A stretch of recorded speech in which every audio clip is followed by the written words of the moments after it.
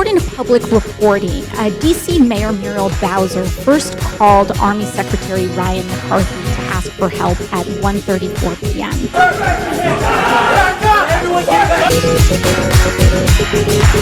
It looks now like the Capitol the police... Yeah, Pete, let me break away from you a second because things are happening very quickly.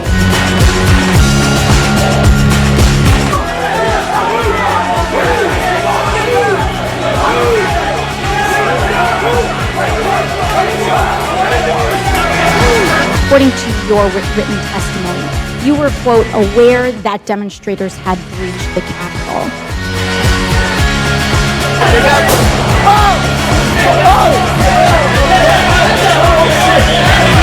Shots fired! Shots fired!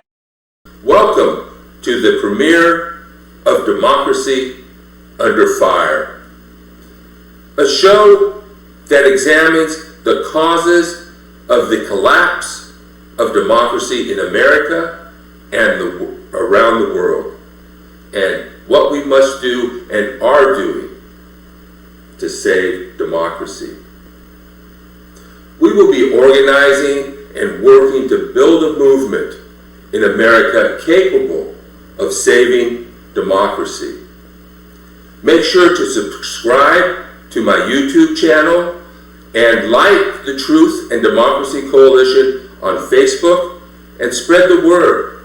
That's how we build a movement. We are also participating with the March on Voting Rights and the Howard Zinn Project's Pledge to Teach Truth. My name is Rich Procida, and I'm the host of Democracy Under Fire. One thing that most people don't know about the recall, the reason the Republicans push the recall is that that's all the power that the Republicans have. All of the statewide offices, governor, lieutenant governor, secretary of state, on down, are held by Democrats. The Democrats have veto-proof majorities in both chambers of the legislature. So the Republicans have no political power outside of the recalls. And that's the only way they can have any impact. And they don't seem to care, these great people that always talk about deficits and things like that they're spending close to $300 million of taxpayers' money just to try to have some kind of impact in a state where the Republican Party, in terms of registration, is now behind not only the Democrats, but the independents. So that's a real reason that they use it, and every voter should be concerned because that's abusing the recall efforts. They have nothing on the governor of substance, okay? And this is just them attempting to have some kind of influence over state politics because they can't do it through the ballot box. Sound familiar? Yeah, exactly. Sounds like a bunch of mega thugs and COVID deniers. Yeah. Well, now what else do you want to talk about? Well, what I want to do now is I want to introduce myself. No, I'm here. What I want to do now is I want to introduce myself and why I'm doing this and why democracy is so important to me. And the first reason is because I'm an American. And growing up in America, I learned about George Washington. And you probably already know that George Washington could have been a king or a dictator. The people loved him. They wanted him to stay in power. But he chose to step down in order to establish the peaceful transition of power. This is the tradition that Trump broke. I also learned about America's grand experiment in representative democracy. Our democracy is under attack by propagandists, both foreign and domestic. Right now, democracy is collapsing all over the world. If we want to keep our democracy, we're going to have to fight for it. I also learned about our 16th president, Abraham Lincoln. As a child, I wrote papers on Abraham Lincoln. When I was very young, I went on a field trip to the Los Angeles Superior Court, and there's this bust, this statue of Abraham Lincoln. And as I was admiring it, all of a sudden, this statue turned and twisted and faced me and spoke to me. Now, I was just a very young child, but I would become an attorney in no small part because of my admiration for Abraham Lincoln.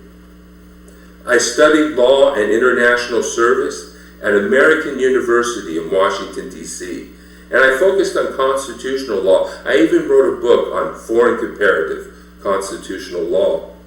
I took an oath to defend the Constitution, and I believe we must fight for democracy both here at home and abroad. We need a democracy movement in America, one capable of bringing tens of thousands of people into the streets. So I decided I wasn't going to wait around for these other groups and other people to do it. I would build a pro-democracy movement myself. And to that end, I formed the Truth and Democracy Coalition. I've been fighting against Trump's attack on democracy since the Miller Report came out, and I've been defending the Constitution for even longer.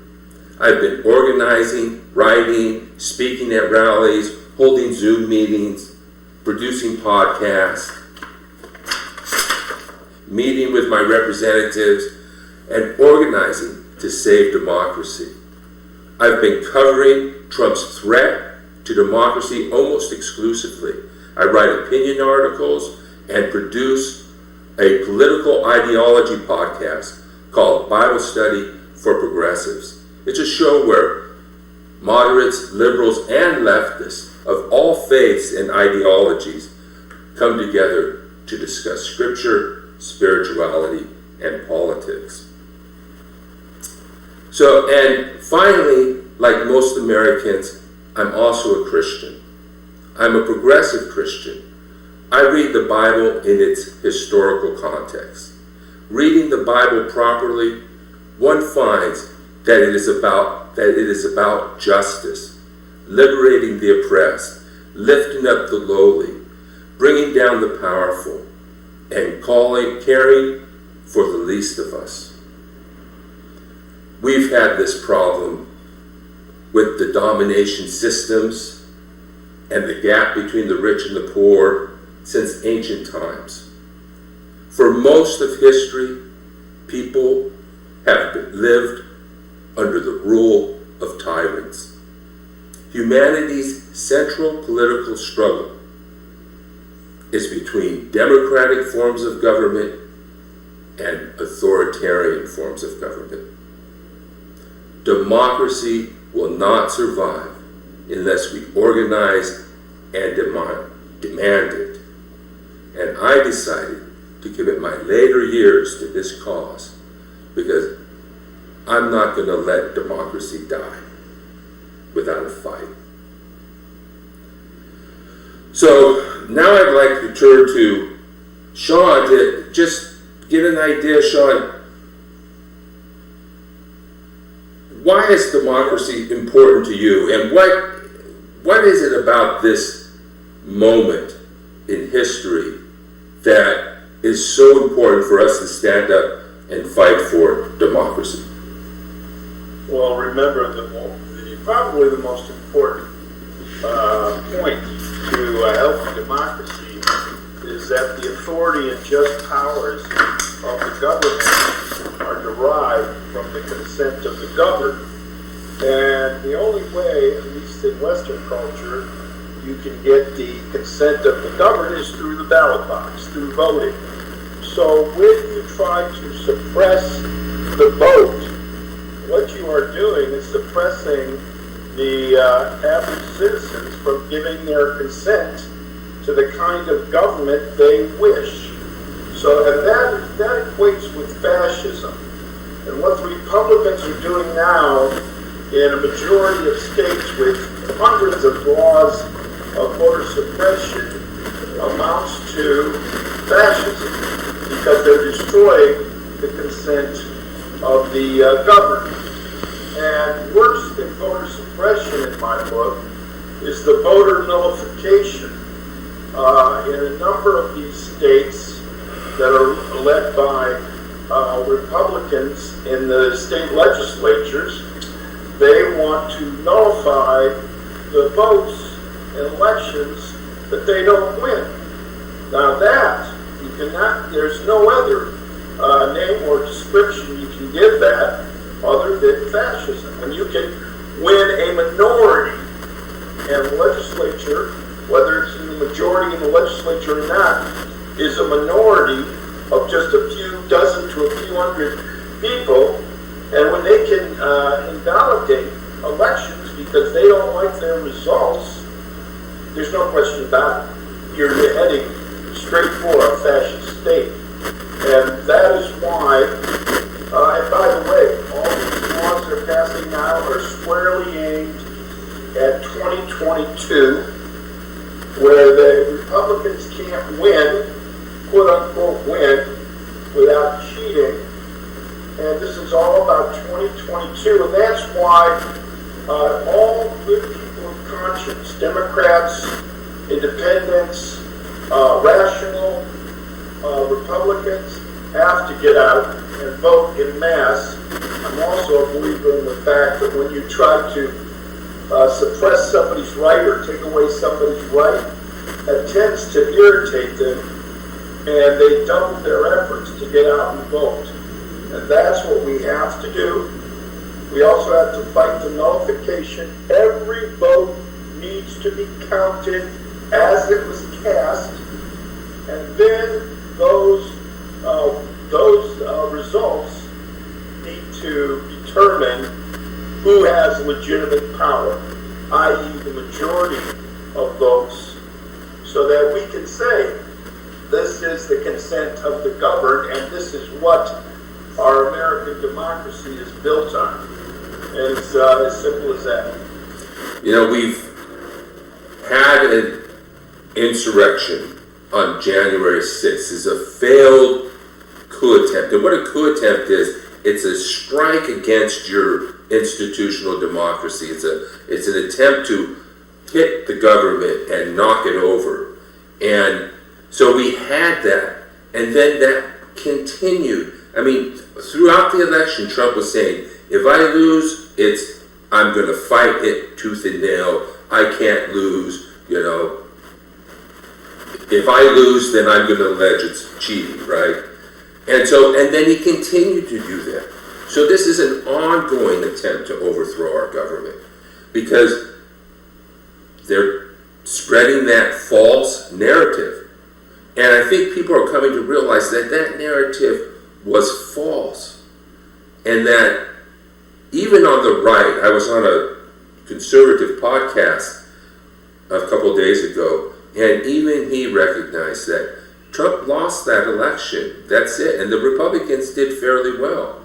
But if they can convince people and get all these people out there riled up, and then try and bring them back to the Capitol is what they want to do.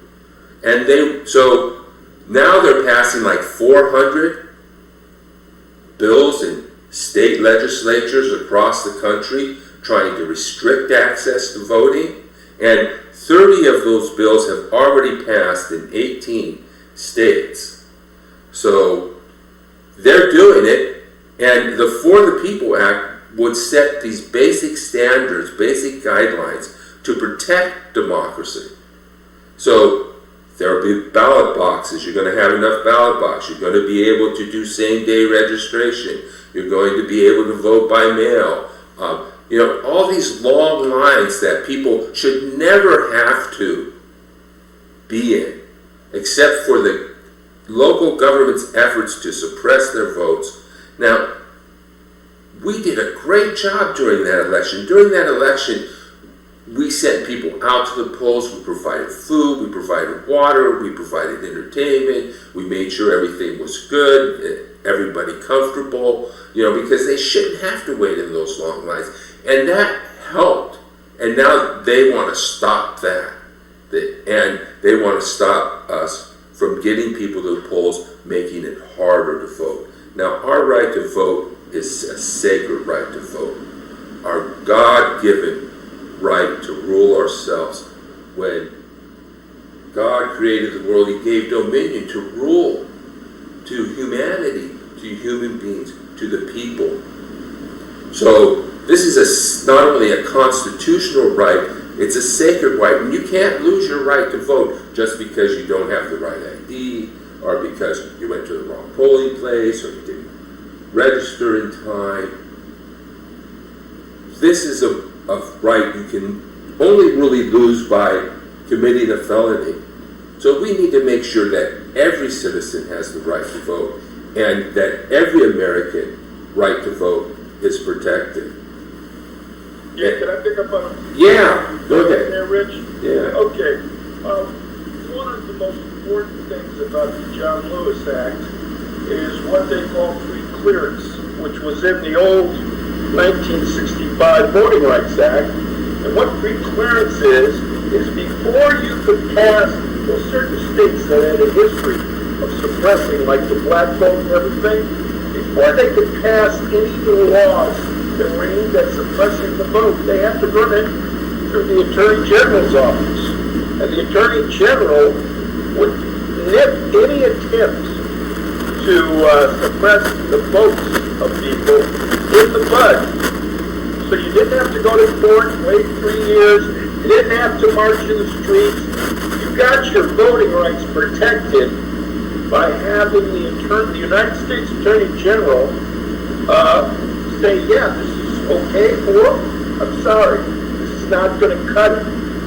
And that's one of the most important aspects of the John Lewis Act. It puts pre-clearance back into the mix. Now, on voter ID, in 49 out of 50 states, you don't need voter ID. And you're talking to America's expert on this, because I literally called all 50 states and found out, I knew this from my previous work in California, that you sign your voter registration under penalty of perjury. Well, I wanted to see if that was true. And in 49 out of 50 states, you sign, it's not a voter registration form. It's a voter registration affidavit. That means it's a legal document with the full weight of law behind it. And if you put anything that isn't true down on your voter registration affidavit, i.e. form, you can go to jail in Kentucky. You can go to jail for a year and pay a $500 fine. In the good state of Washington, I believe, Washington or Oregon, I always get confused, it's a $250,000 fine. And in between all that is every state has heavy penalties, both in fines and jail, if you put down a false name, a false address, false citizenship, anything like that. So the reason I say all this is you don't need voter ID if you filled out your voter registration form affidavit under penalty of perjury, because you have told the truth about who you are, where you live, whether you're a citizen. And this voter ID in 49 out of 50 states is ridiculous. Now here's the answer to your Jeopardy question. What state doesn't have registration, voter registration? And that is the good states of North Dakota, north or south. That again, I always get drawn by this too. They don't need it. I believe it's South Dakota now I think about it. They decided back in the late 50s, early 60s, that because of their rural nature and because everybody more or less knew everybody in their small towns and everything, that they did not need to register voters before they voted. But that's the only state in the Union who has done that. I invite you to go to their website. They can give you a more in-depth explanation. But they're the only ones that can make a rational argument for voter ID. Voter ID is just another form of voter suppression in 49 out of 50 states. Because who in their right mind is going to fraudulently fill out a voter registration form when they're facing anywhere from a $500 fine to a $250,000 fine, and a year to 5 years to 10 years, depending on the state, in jail. Okay, so all voter ID is a form of voter suppression, aimed largely at poor people who don't have the funds or the ability to travel to the enumerated state bureaus where they can get a proper ID. And so don't be fooled, folks. It's just another form of voter suppression, and it's completely unnecessary in all but one state in the Union. Yeah, I think it's very important to look at that history and consider it and ask yourself, because a large part of this problem is the result of the massive dissemination of propaganda by international, global media networks, national politicians, foreign countries. So why even talk about voter ID at this point? Consider the history. You don't lose your right to vote just because you don't have a particular type of identification. And our objective is to make sure everybody has the right to vote. Now, what is this based? What is all these requirements that are suddenly coming out based on? Well, they're based on the big lie that somehow the election was stolen, but it wasn't. It's very clear. Decided court after court after court. And this is what the rule of law in a democracy. We're not ruled by a president. We're ruled by the Constitution and the rule of law. And part of the rule of law is the court system. And when the court has made a decision, whether you agree with it or disagree with it, plenty of court decisions I disagree with, that's final. And that's what it means to live under the rule of law, under a nation of laws, rather than dictators. So, and you know, Rich, you make a wonderful point there about the courts, but also remember, in a number of states, Georgia comes to mind because it's, it was such a big deal. They recounted every vote in that state 3 times. They had recount after recount after recount. And each time, Donald Trump, or Marmalade Mussolini, failed to win. So it's the recounts, and you're absolutely right, Rich. He didn't win in a single court case, and there was, I forget how many, 60 or 70 or what. He didn't win in a single one. And all this is, well, he's first of all a very childish, sore loser. And then second of all, he doesn't give a damn about the Constitution. I doubt seriously he's ever read it, or your constitutional rights, and he will do anything to stay in power because he fears the New York Attorney General and the Manhattan District Attorney, who are going to, they're more likely than not going to bring charges, and I believe that he is going to get hit with income tax evasion and bank fraud. And the reason he wants the presidency isn't that he wants to do anything for the American people. He wants the protection that the presidency offers because of, by the way, because of an opinion out of the Attorney General's office in Washington, D.C. This is not a law. This is their opinion. You can't indict a sitting president. And that's why Donald Trump wants to get back into office. And I'll wrap this up by saying, you know, we could cure our voting problems with one simple law, one federal simple law, that all voting by secret ballot is mandatory. And if you are a citizen of this country, you don't have a right to vote, you have a duty to vote. And if you made that, and if you don't vote, you face a fine, a considerable fine. And if they put that one law into practice, 98% of the American people would turn out to vote. Just like they pay their taxes, which is mandatory, just like 98% of them have a driver's license, which is mandatory. And this is not some radical idea. In most industrialized democracies, voting is not a right. Voting by secret ballot, I might add, voting by secret ballot is not a right, it's a duty. In Australia, it's your duty. In Switzerland, it's your duty. Now, these are not communist countries. These are countries with high standards of living, and they all believe in freedom of speech and the press and such.